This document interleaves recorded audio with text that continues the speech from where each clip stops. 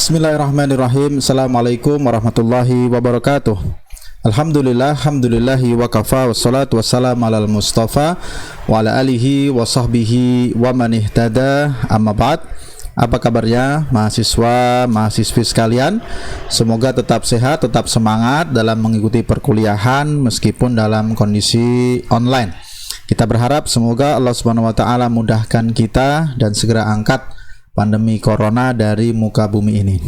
Bahasan kita pada perkuliahan hari ini adalah tentang apa saja atau menggali inspirasi dari ayat-ayat dan hadis terkait distribusi. Baik distribusi sosial, yaitu melalui zakat, infak, sedekah, maupun distribusi ekonomi, ya, penyaluran barang, penyaluran modal. Nah, apa saja yang bisa kita ambil inspirasi? Yang pertama dari surat Al-Hasr ayat 7 tentang keseimbangan ekonomi, keseimbangan arus perputaran ekonomi. A'udzubillahi minasyaitonirrajim. Ma afa Allahu ala rasulihi min ahlil qura falillahi walir rasuli walidil qurba wal yatama wal masakin wabnis sabil kaila yakuna dulatan bainal aghniya'i minkum wa ma atakumur rasulu fahuduhu wa ma nahakum anhu fantahu wattaqullaha innallaha syadidul iqab. Kalau kita coba menerjemahkan, ya, atau menggali terjemahannya secara lafziyah ayat per ayat, tentu pendekatan, ya. Ma apa-apa afa Allahu ala rasuli, yang Allah jadikan fai untuk rasulnya atau atas rasulnya, min ahlil qura, dari penduduk kota-kota, falillahi, maka itu untuk Allah keputusannya, walir rasul, untuk rasul, walidil kurba, untuk kaum kerabat, wal yatama, anak-anak yatim, wal masakin, mereka para duafa, orang-orang miskin, wabnis sabil, dan golongan yang tidak mau mempunyai bekal di perjalanan atau musafir yang kehabisan bekal. Kaila yakuna dulatan bainal aghniya'i minkum. Itu semua hikmahnya adalah agar perputaran kekayaan tersebut tidak hanya terjadi pada orang-orang kaya di antara kalian. Wa ma atakumur rasul, dan apa-apa yang diperintahkan oleh rasul kepadamu, fahuduhu, maka ambillah, taatilah, wa ma nahakum anhu, dan apa-apa yang ia larang terhadapnya, fantahu, maka berhentilah. Wattaqullah, dan bertakwalah atau takutlah kepada Allah. Innallaha syadidul iqab, sesungguhnya Allah Subhanahu wa taala maha pedih siksanya. Nah, beberapa mufradat ayat yang perlu kita tekankan, ya. Ketika disebut al-fai, memang ayat ini secara umum berbicara tentang mekanisme pembagian al-fai. Meskipun kita nanti dalam mengambil inspirasinya lebih terkait tentang hikmahnya, yaitu hikmahnya adalah distribusi, menjaga keseimbangan ekonomi agar tidak hanya berputar pada satu segmen masyarakat saja. Jadi al-fai, sering kita mendengar kata ghanimah. Ghanimah adalah harta rampasan atau harta yang diperoleh di dalam peperangan. Kita tahu dalam mekanisme peperangan ada setelah selesai peperangan, maka yang menang kemudian mereka mendapatkan harta rampasan dari pihak yang kalah. Maka ghanimah juga ada mekanisme pembagiannya. Maka demikian pula al-fai. Sementara al-fai adalah harta yang diperoleh oleh kaum muslimin tanpa melalui peperangan atau tidak melalui proses peperangan. Jadi bisa jadi ada proses penaklukan, ada proses perdamaian, ada proses kesepakatan, maka itu semua masuk dalam kategori al-fai, walaupun tentu ada yang membedakan satu sama lain. Jadi al-fai adalah harta yang diambil, ditarik dari orang-orang kafir tanpa melalui peperangan. Kemudian juga disebutkan min ahlil qura, maksudnya adalah harta dari penduduk-penduduk kota yang berhasil kemudian ditaklukkan oleh kaum muslimin, atau berhasil kemudian mereka membuat perjanjian kesepakatan dengan kaum muslimin, maka itu disebutkan min ahlil qura, penduduk negeri-negeri tersebut. Kemudian juga makna yang perlu kita cermati adalah dulatan bainal aghniya'i minkum. Dulatan, sesuatu yang dipergilirkan Aghnia adalah orang-orang kaya. Nah, jadi ketika itu kita tahu dalam makna tafsir ya global ayat ini dikatakan bahwa apa yang diberikan Allah yaitu berupa harta faid kepada Rasulnya adalah untuk diberikan kepada Rasul sendiri, keluarga dan kerabat Rasul dari Bani Hashim dan Bani Muthalib, karena mereka keluarga Nabi ini terlarang bagi mereka menerima sedekah. Karena itu untuk menjaga kemuliaan dan keluhuran mereka diberikanlah jatah dari faid ini. Kemudian juga untuk anak yatim, ya. Siapa anak yatim? Mereka yang tidak mempunyai ayah. Kemudian kepada fakir miskin yang membutuhkan dan anak-anak bukan Ibnu Sabil, yaitu anak mereka para musafir ya, yang kehabisan bekal, yaitu orang yang kehabisan bekal dalam perjalanan agar bisa kembali ke kampung halaman mereka. Nah, kenapa itu semua? Agar harta ini tidak hanya beredar pada golongan orang-orang kaya saja. Karena itulah hikmah dari ditentukan pembagian ini, agar harta tidak beredar hanya pada segelintir kelompok saja. Maka dijelaskan, diberikan bagaimana supaya ada pembagian kepada kaum kerabat Rasulullah SAW, juga kepada kaum duafa, juga kepada orang anak-anak yatim, bahkan juga kepada Ibnu Sabil. Ini agar terjadi pemerataan, agar harta ini juga tersalurkan kepada mereka. Maka terima dan ambillah pemberian Rasul. Allah tidak melarang kalian untuk menerima dan mengambilnya. Maka terimalah, bertakwalah kepada Allah dengan menjalankan perintah dan menjauhi larangannya. Sesungguhnya Allah Maha memberi azab kepada siapapun yang durhaka dan membangkangnya. Jadi memang kalau di dalam sejarah ketika kita menggali lebih luas tentang peristiwa yang melingkupi ayat ini, ketika ada keputusan tentang bagaimana pembagian faid, kemudian ada juga beberapa sahabat yang terutama dari golongan Ansor yang sempat menolak. Karena apa? Karena Rasulullah SAW memandang orang-orang Ansor ketika itu sudah dalam kondisi kaya, sementara sebagian muhajiri masih dalam kondisi miskin. Maka kemudian diberikanlah sebagian besar harta faid itu kepada golongan muhajirin. Nah, ketika ada sahabat Ansor yang sedikit protes, kemudian dijelaskan dan kemudian disebutkan dalam ayat ini, wa ma atakumur rasulu fahudu. Apa yang diperintahkan Allah, apa yang diberikan oleh Rasul, maka ambillah. Yang diperintahkan Rasul juga laksanakanlah, agar mereka mentaati kebijakan Rasulullah SAW dalam pembagian faid ini, dan juga dijelaskan hikmahnya tadi.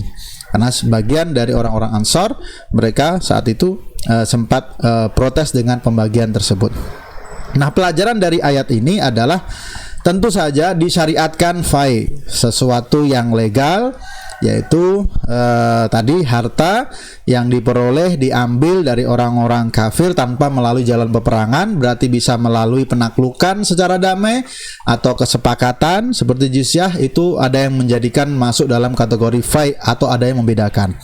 Sementara ketentuan pembagiannya telah diatur untuk kemaslahatan umum sesuai kebijakan Rasulullah SAW, yaitu sebagaimana yang tadi disebutkan, 1/5 adalah untuk Rasulullah SAW, kaum kerabat, kemudian orang-orang anak yatim, fakir miskin, dan juga para musafir yang kehabisan bekal, itu 1/5. Nah, sisanya 4/5. Kalau dalam ghanimah yang 4/5 biasanya dibagikan kepada mereka yang terlibat dalam peperangan. Tetapi ketika ini berbentuk faid, tidak ada peperangan, maka yang 4/5 diberikan kepada Rasulullah SAW untuk kemudian disalurkan, ya, sesuai dengan kebijakan-kebijakan beliau dalam jangka waktu kedepannya. Nah, ini perbedaan antara ghanimah dan faid. Kemudian pelajaran yang berikutnya adalah kenapa pembagian harta tersebut dilakukan dengan proporsional, prosedural, jelas hak-haknya kepada siapa saja. Hikmahnya adalah agar perputaran harta tidak hanya pada sekelompok orang kaya saja. Jadi tidak hanya berputar pada sekelompok orang kaya saja sesuai minat dan pandangan mereka, sehingga kemudian harta tersebut tidak sampai kepada orang-orang miskin. Ini seperti disebutkan dalam tafsir Ibnu Katsir. Dan inilah yang perlu kita renungkan para mahasiswa sekalian, baik dalam masalah distribusi. Jadi ini ayat tentang bagaimana keseimbangan distribusi agar harta tidak berputar pada satu segmen saja, yang kaya makin kaya, ya, seperti yang sering digunakan oleh kaum kapitalis, pemilik modal kaya makin kaya, kemudian yang miskin tambah miskin. Maka Islam menjaga dengan ayat ini, memberikan isyarat secara distribusi sosial bahwa ada hak-hak dari harta tersebut yang harus diberikan, disalurkan kepada orang-orang miskin. Ini distribusi sosial. Distribusi ekonomi, keseimbangan ekonomi juga sangat penting. Kita lihat bagaimana dalam banyak kajian, dalam banyak analisa, dalam banyak fakta telah kita mendengar bagaimana ternyata jumlah kekayaan yang beredar di dunia, ya, di Indonesia dan juga di dunia, ternyata sebagian besar hanya dikuasai oleh segelintir orang saja. Jadi sebagian besar kekayaan aset yang ada hanya dikuasai oleh segelintir orang saja, kaum cukong dan para taipan dan seterusnya. Maka ini menunjukkan bahwa sesungguhnya keseimbangan dalam masalah ekonomi, distribusi dalam masalah ekonomi masih menyisakan pekerjaan rumah besar. Walaupun tentu kita yakin upaya-upaya untuk itu sudah ada. Kalau distribusi sosial, kita bicara tentang zakat, penggalakan zakat, infak, sedekah. Distribusi ekonomi berarti kita juga berbicara tentang kesempatan bagi mereka, orang-orang yang mungkin selama ini tidak punya akses terhadap peluang bisnis, modal, maka harus diberikan kesempatan. Dan tentu sudah ada upaya dari pemerintah untuk memberikan bantuan, ya, untuk modal, bantuan tunai, apalagi di masa pandemi ini. Juga dulu atau sampai sekarang masih ada namanya KUR, kredit usaha rakyat, yang itu adalah tentu bersifat ekonomi tetapi dalam rangka untuk memberikan pemerataan, keseimbangan agar yang bisa mengakses pembiayaan bank bukan hanya orang-orang yang kaya saja, bukan hanya orang yang bisnisnya sudah jalan saja, tetapi juga mereka para pemula dalam bisnis yang membutuhkan modal, yang membutuhkan asupan modal terutama dalam mengawali bisnisnya. Kemudian juga bagian akhir dari ayat ini membicarakan tentang bagaimana kita harus menerima ketentuan dari Rasulullah Shallallahu Alaihi Wasallam. Kebijakan beliau tidak lain dan tidak bukan tentu adalah sesuai arahan wahyu dari Allah Subhanahu Wa Taala. Maka kita diingatkan untuk menerima semua ketetapan dari Rasulullah Shallallahu Alaihi Wasallam. Kita diperintahkan untuk bertakwa karena sesungguhnya Allah Subhanahu Wa Taala syadidul iqab, hukumannya sangat pedih, sangat keras, mengingatkan kita untuk tetap optimal dalam ketakwaan. Nah, ini adalah pelajaran ayat yang terkait tentang Al-Hasyr ayat 7. Berikutnya, kita juga akan mengambil inspirasi dari surat At-Taubah ayat 34 tentang larangan menumpuk harta. A'udzubillahi minasyaitonirrajim. Ya ayyuhalladzina amanu, wahai orang-orang yang beriman, inna katsiran, sungguh banyak, minal ahbar, para ulama-ulama Yahudi, waruhban, ulama-ulama Nasrani atau ahli ibadah mereka, layakuluna amwalan nasi bil batil, sungguh mereka memakan harta orang-orang dengan cara yang batil. Wa yasudduna an sabilillah, dan mereka menghalangi orang dari jalan Allah. Walladzina yaknizuna ad-dhahaba wal fiddah, dan orang-orang yang menyimpan, menumpuk harta dan emas, menumpuk emas dan perak, wala yunfikuna fi sabilillah, dan mereka tidak menginfakkannya pada jalan Allah, fabasyirhum, maka beritahukanlah kepada mereka bi'adabin alim, bahwa mereka akan mendapat siksa yang pedih. Nah, di dalam ayat ini ada beberapa lafaz yang bisa kita cermati. Yang pertama, apa itu al-ahbar war ruhban? Al-ahbar disebutkan adalah ulama-ulama ulama-ulama Yahudi. War-ruhban adalah rahib-rahib Nasrani. Kalau disebut rahib itu identik dengan ahli ibadah. Layakuluna amwalan nasa bil batil, mereka memakan harta yang didapat dengan cara yang haram, cara yang zalim, baik itu berupa korupsi, ya, menipu, riswah, itu adalah cara-cara yang terjadi. Wa yasudduna an sabilillah, dan mereka justru bahkan menghalang-halangi manusia dari jalan menuju jalan agama Islam, ya, menuju jalan Allah. Kemudian walladzina yaknizuna, orang-orang yang menyimpan ad-dahab, emas dan perak. Maka disebut al-kunuz, menyimpan. Kalau Ibnu Umar memang lebih spesifik, yang disebut menyimpan dan menimbun ini adalah ketika mereka tidak menyalurkan infak atau zakatnya. Sementara berapapun besarnya, kalau sudah menunaikan zakatnya sebagai kewajiban atas harta, maka tidak disebut dengan menimbun, tidak disebutkan sebagai larangan dan ancaman dalam ayat ini. Walaupun ada juga yang menambahkan, yang disebut menyimpan ini adalah selain mereka tidak melakukan atau mengeluarkan zakatnya, mereka juga tidak menyalurkan pada pos-pos transaksi yang baik. Jadi yang disebut dengan menimbun bisa jadi satu menimbun dalam arti tidak mengeluarkan zakatnya, dan juga bisa juga dalam bentuk dia mengeluarkan untuk hal-hal yang buruk atau hal-hal yang haram.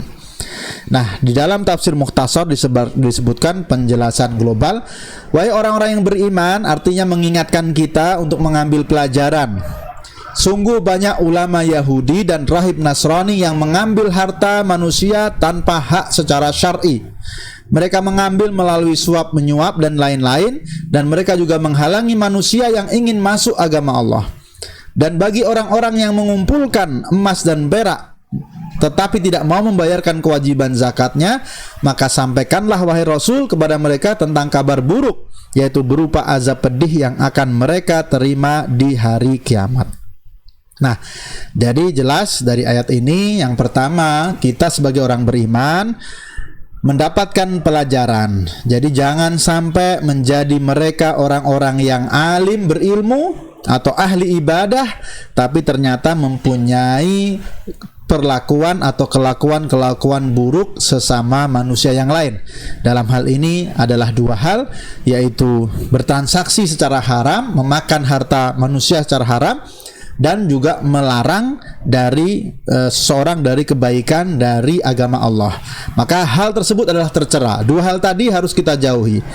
Bertransaksi secara haram dengan cara-cara yang tidak dibenarkan, kita mengambil harta orang dengan cara penipuan, dengan cara kezaliman, dengan cara gharar, dan banyak hal, sesuatu yang harus kita jauhi. Dan juga kita menghalangi orang dalam kebaikan, itu juga harus kita jauhi. Yang lebih pas adalah kita sebagai seorang muslim harus mengajak orang pada kebaikan. Kita harus tawasau bil haq dan tawasau bis sabar. Kita harus ta'awanu alal birri wat taqwa, saling menjaga, membantu dalam meningkatkan kebaikan satu sama lain. Dan yang jelas ayat ini juga berbicara tentu ancaman berat bagi mereka yang menumpuk harta, dan harta pada waktu itu identik dengan emas dan perak secara tidak produktif, yaitu baik tidak dikeluarkan zakatnya, dan itu juga disebut dengan menumpuk harta. Jadi siapa yang mempunyai emas, logam mulia tetapi tidak mengeluarkan zakatnya, maka masuk dalam kategori ancaman ayat ini. Atau ada juga yang disebut menumpuk harta selain tidak mengeluarkan zakatnya, juga tidak menggunakannya dalam hal-hal kebaikan, tetapi justru dalam hal-hal yang buruk. Maka ini semua bagian dari yang masuk di dalam ancaman ayat ini yang harus kita jauhi. Nah, kemudian kita tutup bahasan inspirasi ayat hadis ekonomi kita pada kesempatan kali ini dengan hadis tentang larangan menimbun barang, khususnya tentu yang diperlukan kaum muslimin. Atau dalam bahasa fikih muamalat sering kita dengar yang disebut dengan ihtikar, ya, penimbunan. Jadi ada beberapa hadis, ya, saya sebutkan dua saja yang terkait dengan larangan penimbunan. Yang pertama, Rasulullah SAW bersabda dalam hadis riwayat Muslim, "Man ihtakara fahuwa khati." Ya, barang siapa yang menimbun, melakukan ihtikar, melakukan penimbunan, maka sungguhnya dia telah berbuat dosa, berbuat kesalahan. Hadis riwayat Muslim. Kemudian dari riwayat Ibnu Umar, Rasulullah SAW bersabda, "Man ihtakara at-ta'am arba'ina yauman faqad bari'a minallah wa bari'allahu minhu." Hadis riwayat Imam Ahmad dan Imam Al-Hakim. Barang siapa yang menimbun makanan selama 40 hari, maka dia telah lepas, ya, dari tanggungan Allah, dan Allah lepas atasnya. Maka ini adalah hadis-hadis yang sering disebutkan terkait larangan ihtikar. menimbun, larangan tidak mendistribusikan harta atau barang yang dibutuhkan kaum muslimin. Dan ini kalau kita bicara pelajaran hadis ya langsung ya, terkait larangan ihtikar ini tentu ada syaratnya. Tidak sekedar menimbun barang, tetapi dalam bahasan fikih muamalat yang mungkin bisa kita gali lebih jauh, terikat ya, larangan faqad ishtarata al-fuqaha lil ihtikar al-muharram syurutan. Yang disebut dengan menimbun yang haram itu ada syaratnya. Ada 3 syarat disebutkan di sini. Yang pertama, an yakuna syai' al-muhtakar fadilan an hajatihi wa hajati man ya'uluhum sanah kamilah. Fa in kana sayahtaju ilahi khilal sanah, ya, dikatakan dengan syarat bahwa barang yang ditimbun ini untuk keluarganya, misalnya dia membutuhkan bahan makanan, dia menimbun bahan makanan, sembako dan lain sebagainya, dengan syarat tidak melebihi kebutuhan selama setahun. Artinya apa? Ini merupakan salah satu bagaimana indahnya Islam, bagaimana Islam memberikan toleransi yang luar biasa. Selama penimbunan barang yang kita lakukan itu adalah untuk kepentingan menjaga ketahanan pangan keluarga kita, maka itu dibolehkan dengan syarat tidak melebihi cadangan selama setahun. Maka disebut menimbun ternyata adalah salah satunya kalau kita melakukan penimbunan barang atau sembako yang dibutuhkan keluarga kita dan melebihi untuk jatah kebutuhan setahun. Nah, bisa dibayangkan ya, berarti kalau kebutuhan setahun berarti sesuatu barang yang benar-benar kita timbun dalam jumlah besar. Kalau seandainya untuk beras saja kita membutuhkan sekitar 25 kilo, 20 kilo per bulan, maka dalam setahun berarti membutuhkan angka 300 kilo. Itu kalau bicara beras saja misalnya. Kemudian yang kedua adalah an yantadiru bisil'ah waqta irtifa'i samanuha.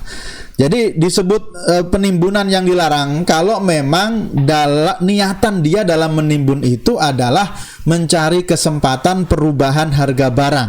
Jadi ditimbun agar kemudian dia menunggu ketika terjadi kelangkaan pasar, sementara permintaan itu banyak, tentu harganya naik. Maka dia sengaja menahan barang itu dengan mengharapkan harga naik agar dijual dengan harga yang tinggi dan dia mendapatkan keuntungan besar. Artinya apa?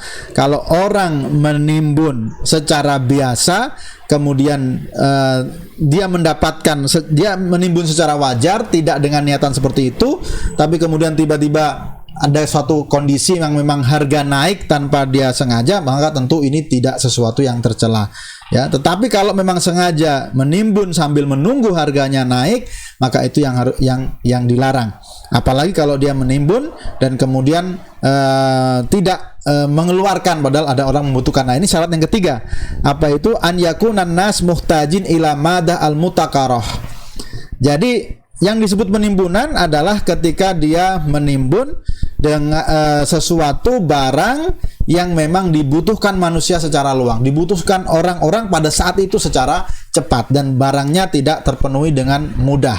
Jadi yang kita tahu seperti sembako, mungkin hal-hal lain yang terkait kebutuhan manusia saat itu dan susah langka di pasaran, maka itulah yang disebut dengan syarat disebut penimbunan. Adapun barang-barang yang tersedia dengan banyak sekali di pasar dan tidak dibutuhkan secara khusus, secara mendesak, maka itu bukan masuk penimbunan. Termasuk tadi niatan kita. Kalau kita barang itu kita timbun tetapi niatan kita ternyata kita jual dengan harga yang sama, dengan harga yang rendah, dengan harga yang sesuai perkiraan kita di awal, maka juga bukan penimbunan. Apalagi kalau kita timbun dalam rangka nanti kita akan buat pasar murah atau kita diskon atau kita sedekahkan, maka itu tidak masuk dalam kategori penimbunan. Nah, tentu saja bahasan soal ihtikar ini akan lebih mendalam dalam bahasan fikih muamalat. Silahkan kita bisa kaji dan dalami lebih jauh.